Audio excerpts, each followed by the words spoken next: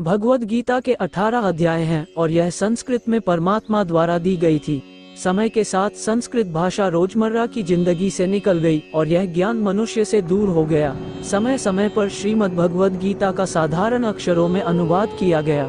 इसी प्रयास को आगे बढ़ाते हुए मैं यहाँ श्रीमद् भगवद गीता संपूर्ण सार को एक आसान रूप में प्रस्तुत कर रहा हूँ। परमात्मा भगवद गीता में कहते हैं कि मैं ही सबकी शुरुआत हूँ, मैं शुरू से भी पहले था और सब खत्म होने के बाद भी रहूंगा। सब मुझ में है और मैं सब में हूँ। जो भी तुम छू सकते हो, देख सकते हो, चख सकते हो या सुन सकते वो सब मैं हूँ। ये नदियाँ, पहाड़, सूरज, ग्रहण, चांद, सितारे सब मैंने बनाए हैं। मैंने ही भगवान, शैतान, राक्षस और इंसान बनाया। मैं सर्वव्यापी हूँ, सब में रहता हूँ, सब मैं हूँ, मैं ही हूँ। मैं ही ब्रह्म बनकर सब बनाता हूँ और रुद्र बन के सब नष्ट कर देता हूँ। मैं ये सृष्टि यूं ही बनाता और तोड़ता रहूंगा ताकि आत्माओं को मौके मिल सके इस जन्म और मृत्यु से मोक्ष पाने को, हमेशा के लिए परमात्मा के साथ रहने को। भगवद गीता कहती है कि इस सबसे बड़ी परीक्षा के लिए परमात्मा ने प्रकृति का निर्माण 5 तत्व हवा, अग्नि, जल, पृथ्वी और ईथर से किया, जिन्हें हम छू के, चख के, सूंघ के और देख के हम समझ सकते हैं। पर खुद परमात्मा इन 5 इंद्रियों के समझ से बाहर हैं। उन्हें आत्मा इन इंद्रियों से नहीं जान सकती। आत्मा 5 इंद्रियों के साथ वैसे ही है जैसे एक लोहे का रोबोट, जिसे अपने बनाने वाले का कोई पता नहीं। परीक्षा के दौरान हर आत्मा को जीवन के 4 स्तंभ धर्म, अर्थ, काम और मोक्ष का ज्ञान पा के ही मुक्ति मिलती है। यही वो द्वार है जिन्हें समझकर ही आत्मा परमात्मा को समझ सकती है।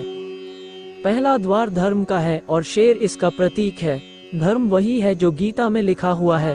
धर्म वही है जो धारण किया हुआ है, जिसे आपका दिल मानता है। जैसे झूठ नहीं बोलना, चोरी नहीं करना, भगवान का निरादर नहीं करना, दूसरों को नुकसान नहीं देना, यही सब धर्म है। और हर आत्मा को अपने जीवन काल में हर समय धर्म का पालन करना होगा और उसकी रक्षा करनी होगी। दूसरा द्वार अर्थ का है और घोड़ा इसका प्रतीक है। हर आत्मा अपने हर जीवन काल में अपने पृथ्वी पे होने का अर्थ या मूल कारण समझेगी। इस जिंदगी में भोगने वाली चीजें और रिश्तों का आनंद लेगी। अच्छा बेटा और अच्छी बेटी, अच्छा भाई या अच्छी बहन, अच्छा पति या अच्छी पत्नी बनके हर दुनियावी रिश्ते पर खरी उतरेगी और इस परीक्षा को पास करेगी। तीसरा द्वार काम का है। भगवद गीता समझती है कि हर मनुष्य के अंदर काम, क्रोध, लोभ, मोह, अहंकार और ईर्ष्या जैसी 6 भावनाएं हमें अपने और दूसरों के प्रति नुकसान पहुंचा सकती है। इन भावनाओं को हर मनुष्य को हमेशा अपने नियंत्रण में रखना होगा, क्योंकि इनके बहाव में किया हुआ कोई भी काम हमारे जीवन भर की परेशानी का कारण बन सकता है और एक आत्मा संतोष और सादगी से इन भावनाओं पर हमेशा के लिए विजय पा सकती है। चौथा स्तंभ मोक्ष का है और हाथी इसका प्रतीक है। इस परीक्षा रूपी जीवन में हर मनुष्य हर समय कुछ इच्छाएं रखता है। कुछ इच्छाएं एक ही जन्मकाल में पूरी हो जाती है, पर कुछ अधूरी रह जाती हैं और उनके पूरा होने के लिए आत्मा को वापस पृथ्वी पर आना पड़ता है। भगवद गीता समझाती है कि हमारी इच्छाएं ही मूल कारण है हमारे पृथ्वी पर वापस आने का, और अगर हम कोई भी इच्छा न रखें तो हम इस जीवन और मृत्यु से मुक्त हो सकते हैं। ये द्वार माफी का भी है। जिन्होंने आपके साथ बुरा किया उनको माफ करके और जिनसे आपने बुरा किया उनसे माफी मांग के मुक्ति पाई जा सकती है। जब तक आत्माएं इन 4 दरवाजों धर्म, अर्थ, काम और मोक्ष को समझ नहीं लेती, तब तक इस आत्मा को बार बार मनुष्य के रूप में आना ही पड़ेगा। परीक्षा का समय खत्म होते ही आत्मा शरीर और अन्य सब वस्तुओं का त्याग कर देती है। जो भी संसार में रहकर बनाया वो अब किसी और होगा और आत्मा अपने कर्मों के फैसले के लिए चली जाती है। आत्मा के अच्छे बुरे कर्मों का हिसाब होता है। अपने अच्छे कर्मों के लिए आत्मा कुछ वक्त के लिए स्वर्ग और दुष्कर्मों के लिए नरक चली जाती है। नरक में आत्मा को अपने पापों के अनुकूल सजाएं मिलती हैं, पर सजा खत्म होने के बाद आत्मा को फिर से एक नया शरीर और नया दिमाग मिलता है इस परीक्षा में फिर से बैठने के लिए, और हर परीक्षा में वही सब फिर दोहराया जाएगा। जिंदगी के 4 स्तंभ धर्म, अर्थ, काम और मोक्ष को समझने के लिए हर जन्म में अपने कई जन्मों के कर्मों के हिसाब से हर आत्मा को कभी अच्छे तो कभी बुरे हालातों से जाना पड़ता है। लेकिन जब तक आत्मा परमात्मा के साथ योग को नहीं समझ लेती तब तक वो मुक्ति नहीं पा सकती। भगवद गीता समझाती है कि मनुष्य अपने शरीर, दिमाग या दिल से भगवान को पा सकता है। शरीर द्वारा किए कर्मों के माध्यम से परमात्मा को पाने को कर्म योग कहते हैं। ऐसे कर्म जो परमात्मा की इच्छा से हो और दूसरों के कल्याण के लिए हो। वाल्मीकि ने रामायण लिख के, श्रवण ने अपने माता पिता की सेवा और उन्हें 4 धाम की यात्रा कराकर अपने कर्मों द्वारा परमात्मा को पाया। श्रीमद् भगवद गीता समझाती है कि एक आत्मा दिमाग से भी परमात्मा के साथ योग लगा सकती है। इसे राजयोग कहते हैं, क्योंकि दिमाग या मस्तिष्क सब इंद्रियों का राजा है। एक मनुष्य अपनी आस्था, श्वास प्रणाली, अभ्यास, साधना और तपस्या से परमात्मा को इस योग के रास्ते पा लेता है। इस योग को समझने के लिए हमें अपने अंदर की एनर्जीज, शक्तियों यानी चक्र और कुंडलिनी को समझना पड़ेगा। आत्मा मस्तिष्क से ध्यान लगाकर परमात्मा के साथ योग लगा सकती है। शंकराचार्य, स्वामी परमहंस, स्वामी विवेकानंद और उनके जैसे कई योगी इस योग के रास्ते परमात्मा के साथ संधि लगा पाए। ये ज्ञान परमात्मा ने भगवान कृष्ण के द्वारा सबसे बड़े धर्मयुद्ध महाभारत की रणभूमि कुरुक्षेत्र में अर्जुन को कुछ 5000 साल पहले दिया। ये वो वक्त था जब धर्म का बार बार उल्लंघन हुआ, परमात्मा का डर मनुष्य से निकल गया। लालच की होड़ में भाई ने भाई को मारने की कोशिश की और यही नहीं, एक ब्याहता को भरी सभा में अपने बड़ों के सामने अपमानित किया गया। इससे पहले कि मनुष्य जाति धर्म युग से निकलकर पूर्ण रूप से कलयुग में जाति युद्ध की रणभूमि में युद्ध से कुछ पहले परमात्मा ने गीता भगवान कृष्ण के द्वारा मनुष्य जाति के कल्याण के लिए दी। अर्जुन को भी परमात्मा का विराट रूप देखने के लिए भगवान कृष्ण ने दिव्य नेत्र दिए। भगवद गीता समझाती है कि आत्मा अजन्मी है, इसे कोई मार नहीं सकता, कोई जला नहीं सकता, डूबा नहीं सकता, काट नहीं सकता। लेकिन आत्मा को परमात्मा के साथ हमेशा रहने के लिए ये परीक्षा रूपी जीवन में बैठना ही पड़ेगा। इस परीक्षा के लिए परमात्मा से बिछड़ के आत्मा को पृथ्वी पे किसी न किसी रूप में जन्म लेना पड़ता है और 88 करोड़ योनियों को जीने और भोगने के बाद एक आत्मा को मनुष्य का शरीर और दिमाग मिलता है। इस सबसे बड़ी मर्यादाओं की परीक्षा में बैठने के लिए हर मनुष्य को इस पूरी परीक्षा के दौरान तरह तरह की अच्छी और बुरी भावनाओं की चक्रव्यूह में अपने ही भाई बहन और मित्रों के साथ डाला जाता है, जिसमें हर आत्मा को अपने अंदर के तामसिक और राजसिक अवगुणों से निकल के सात्विक जीवन में प्रवेश करने के मौके मिलते हैं। परमात्मा भगवद गीता में कहते हैं कि अगर किसी आत्मा को धर्म न भी समझ आए, योग न भी समझ आए, पर अगर वो मेरी शरण में आ जाए तो मैं उसके सारे पाप माफ कर देता हूँ। परमात्मा को ऐसी दिल की गहराइयों से पुकार के पाने को भक्ति योग कहते हैं। चैतन्य महाप्रभु, मीराबाई और भगवान हनुमान इस योग के सबसे बड़े उदाहरण हैं। लेकिन कभी आत्मा अपने होने का मूल कारण भूल के धर्म का उल्लंघन करे या पाप के रास्ते पर निकल जाए तो उसे ठीक करने के लिए परमात्मा को खुद किसी रूप में पृथ्वी पे जन्म लेते हैं। गीता के उपदेश गीता में श्री कृष्ण ने दुख को व्यक्ति का सर्वश्रेष्ठ मित्र बताया है, क्योंकि ये दुख आपसे ईश्वर की खोज करवाता है। हर मनुष्य के जीवन में नकारात्मक विचारों का आना निश्चित होता है, परंतु यह मनुष्य पर निर्भर करता है कि वो उन विचारों को कितना महत्व देता है। गीता के अनुसार सबसे समझदार और स्थिर बुद्धि वाला व्यक्ति वही है जो सफलता मिलने पर अहंकार में नहीं आता और विफलता में गम में नहीं डूब जाता।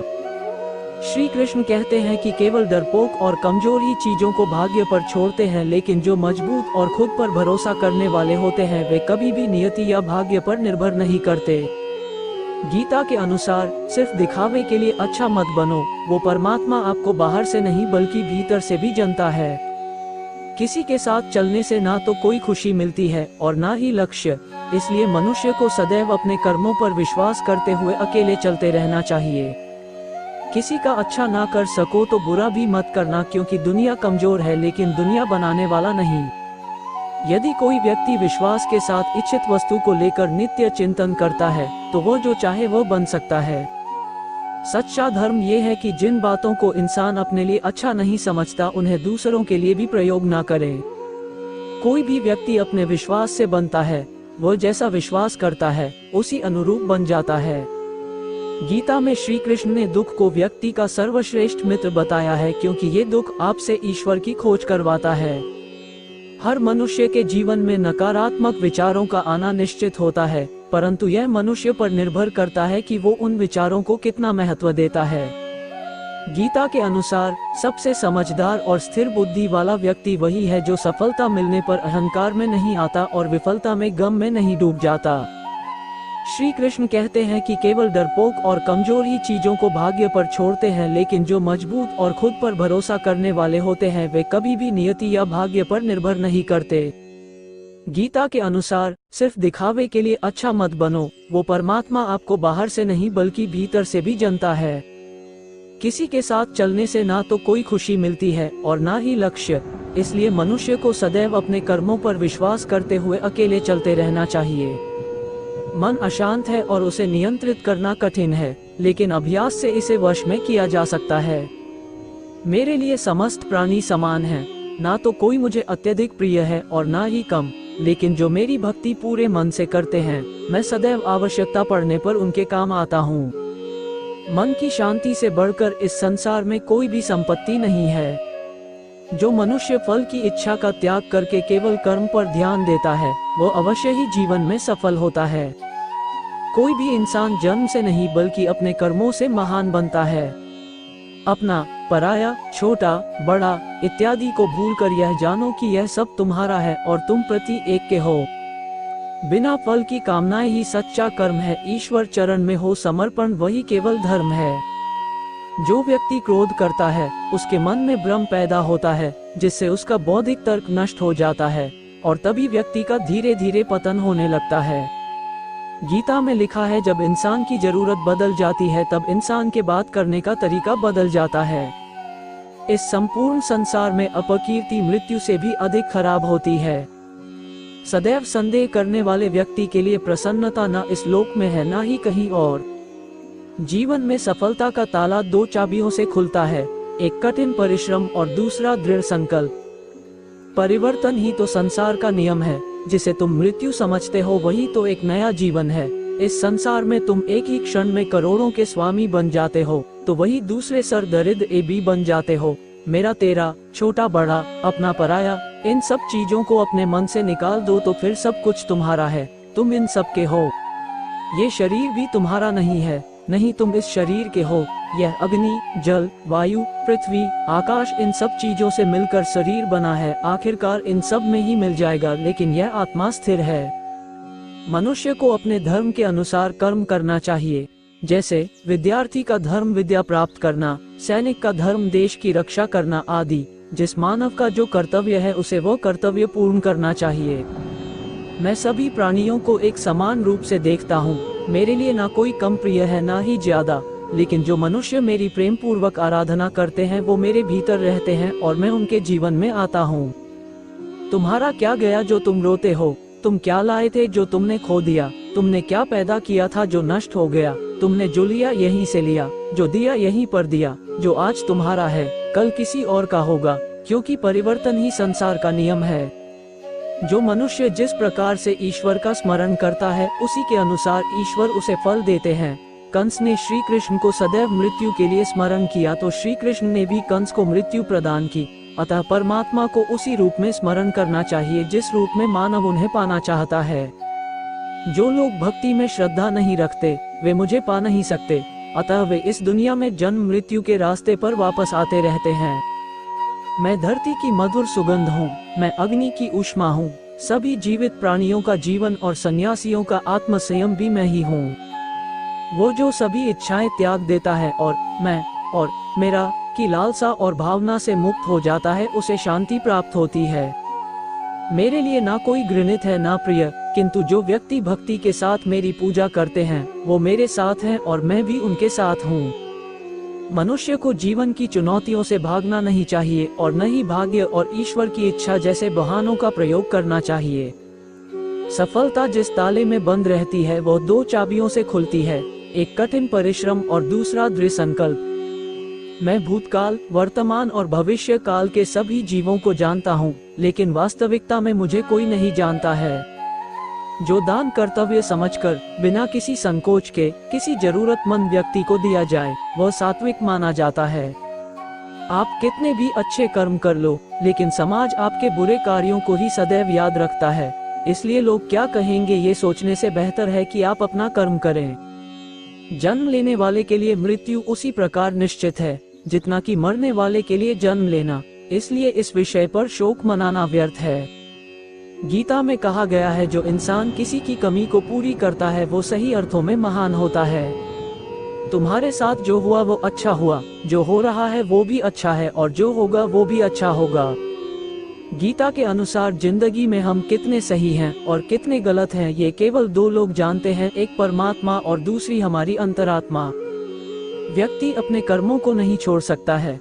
भगवान श्री कृष्ण ने गीता के सार में ये बताया है कि कोई भी व्यक्ति अपने कर्मों को नहीं छोड़ सकता, जिसका मतलब व्यक्ति साधारण समझ के साथ अपने कर्मों में लगे रहते हैं। उन्हें अपने कर्म से हटना या छोड़ना नहीं चाहिए, क्योंकि वो ज्ञानवादी नहीं बन सकते हैं। वही अगर मनुष्य अपने कर्मों से पीछा छुड़ा ले या अपने कर्म करना बंद कर दे, तब वह अपने रास्ते से भटक जाता है।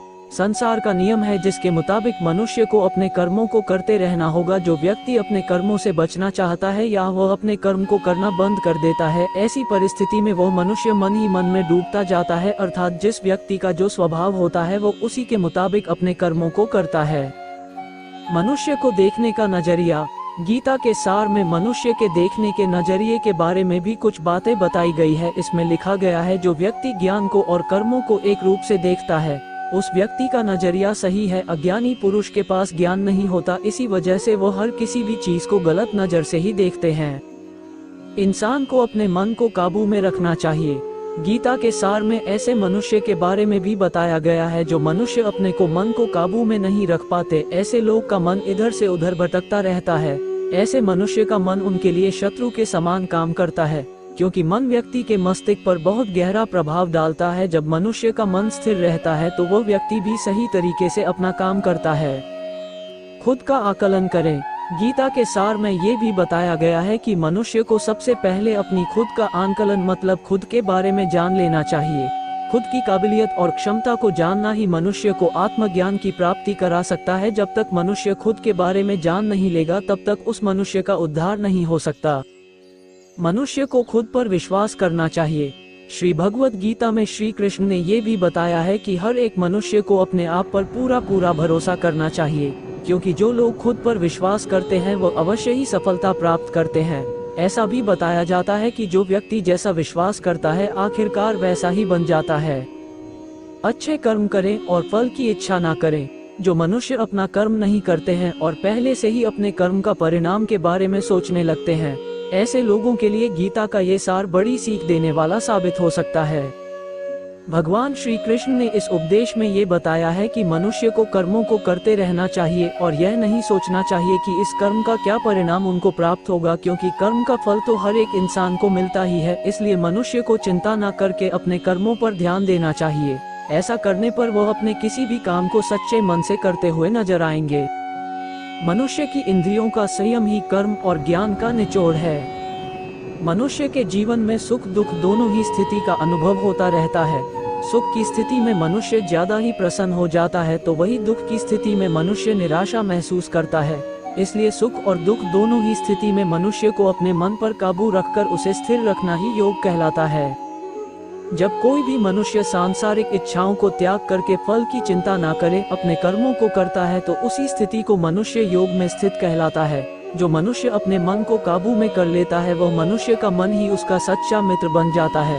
लेकिन जो मनुष्य अपने मन को काबू में नहीं कर पाता, उसके लिए उसका मन ही उसका सबसे बड़ा दुश्मन साबित होता है। वही जो मनुष्य अपने मन पर विजय प्राप्त कर ले, तो उसको परमात्मा की प्राप्ति हो जाती है। इसका मतलब जिस भी मनुष्य को ज्ञान की प्राप्ति हो जाती है, उसके लिए सुख दुख, सर्दी गर्मी और मान अपमान सब एक समान हो जाता है। खुद पर पूरा भरोसा रखें और अपने लक्ष्य को पाने के लिए लगातार प्रयास करें। गीता में बताए गए इस उपदेश को अगर कोई भी व्यक्ति सच्चे मन से जीवन में पालन करे, तो अवश्य ही वो व्यक्ति एक सफल इंसान बन सकता है। जो लोग पूरे विश्वास के साथ अपने लक्ष्य को पाने के लिए कोशिश करते रहते हैं, वह निश्चित अपने लक्ष्य को पा ही लेते हैं। इसके लिए किसी भी मनुष्य को अपने लक्ष्य को पाने के लिए लगातार निरंतर कोशिश करते रहना चाहिए। तनाव से दूर रहने का संदेश। इस उपदेश में भगवान श्री कृष्ण ने ये समझाया है कि किसी भी व्यक्ति को तनाव और चिंता से दूरी बनाकर रखनी चाहिए, तभी जाकर वह एक सफल इंसान बन सकते हैं। क्योंकि मनुष्य को सफल होने में तनाव एक बाधा की तरह बीच में आता है। अपना काम को प्राथमिकता दें और इसे पहले करें। श्री भगवत गीता में भगवान श्री कृष्ण ने अपने इस उपदेश में ऐसा बताया है कि मनुष्य को अपने कामों को प्रथम प्राथमिकता देनी चाहिए। सबसे पहले अपने जरूरी काम को पूरा करें, उसके बाद ही किसी और का काम को करें, अन्यथा दूसरों का काम पूरा करने के चक्कर में वह मनुष्य अवश्य ही अपना काम पूरा नहीं कर पाता है। लोक में जितने देवता हैं, सब एक ही भगवान की विभूतियां हैं। श्री भगवत गीता में भगवान श्री कृष्ण ने ये भी उपदेश दिया है कि संसार में एक ही भगवान के अनेक स्वरूप है और संसार में लोग भगवान के अलग अलग स्वरूप की पूजा भी करते हैं, क्योंकि वो उनकी अलग अलग शक्तियों पर भरोसा करते हैं। लेकिन मनुष्य को ये बात का भी ज्ञान होना चाहिए कि सभी भगवान एक ही भगवान का स्वरूप है। मनुष्य के अच्छे और बुरे दोनों ही भगवान का शक्तियों का रूप है, अर्थात ब्रह्मांड में जितने देवता है वह सारे ही देवता एक ही भगवान का अनेक स्वरूप है, जिनकी मनुष्य कभी पीपल के रूप में पूजा करते हैं तो कोई पहाड़ के रूप में।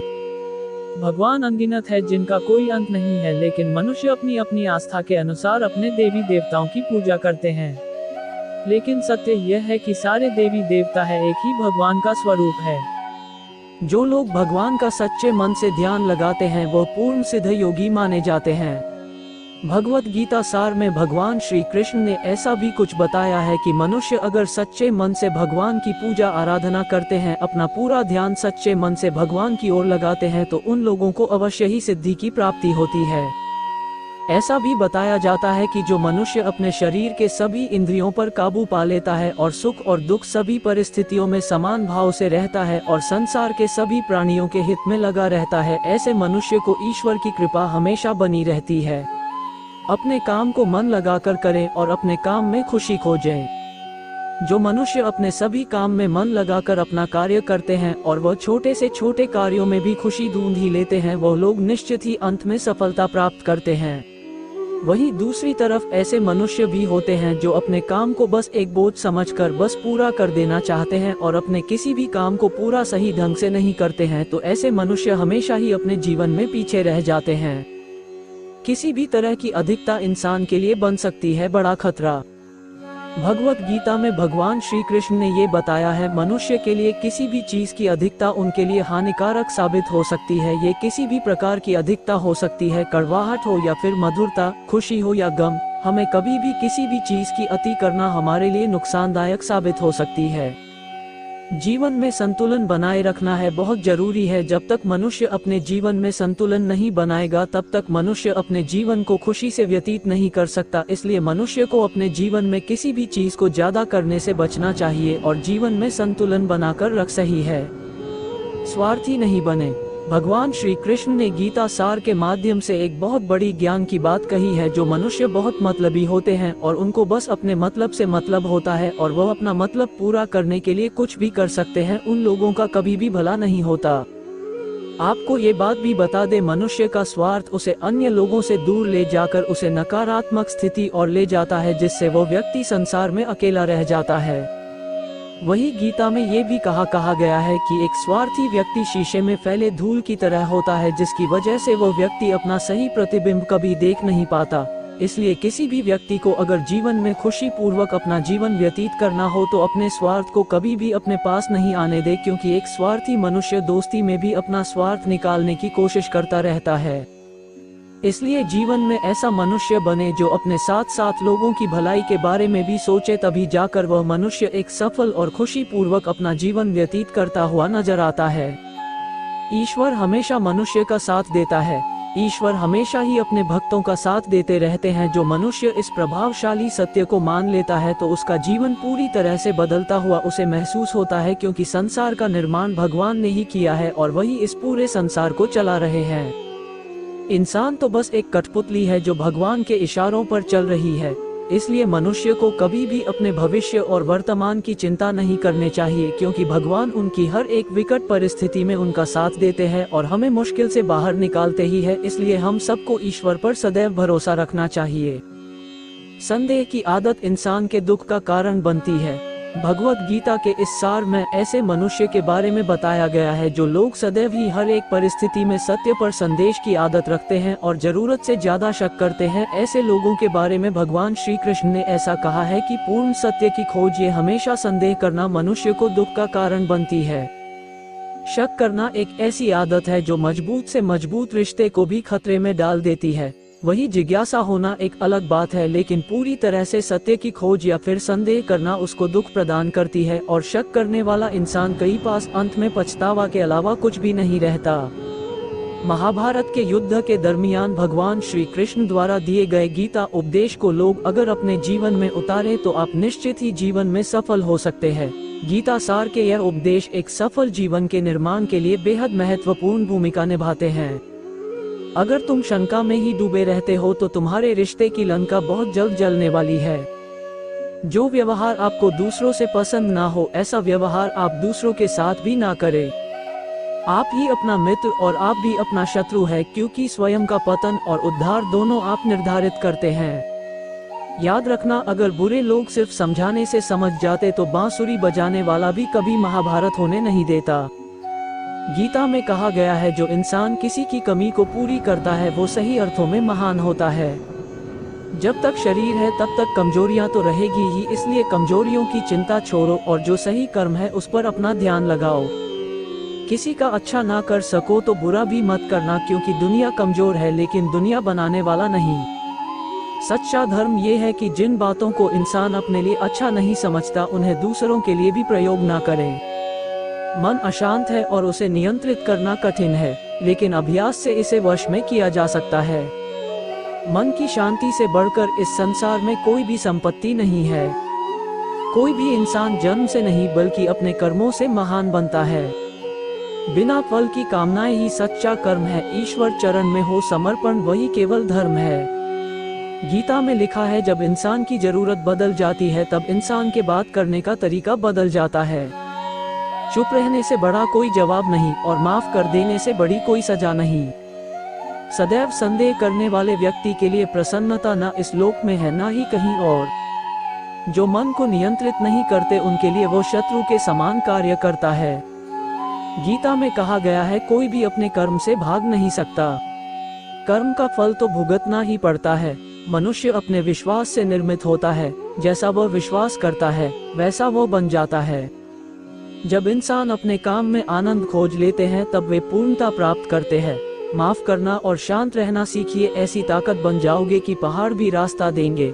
इतिहास कहता है कि कल सुख था, विज्ञान कहता है कि कल सुख होगा, लेकिन धर्म कहता है अगर मन सच्चा और दिल अच्छा हो तो हर रोज सुख होगा। ज्यादा खुश होने पर और ज्यादा दुखी होने पर निर्णय नहीं लेना चाहिए, क्योंकि ये दोनों परिस्थितियां आपको सही निर्णय नहीं लेने देती हैं।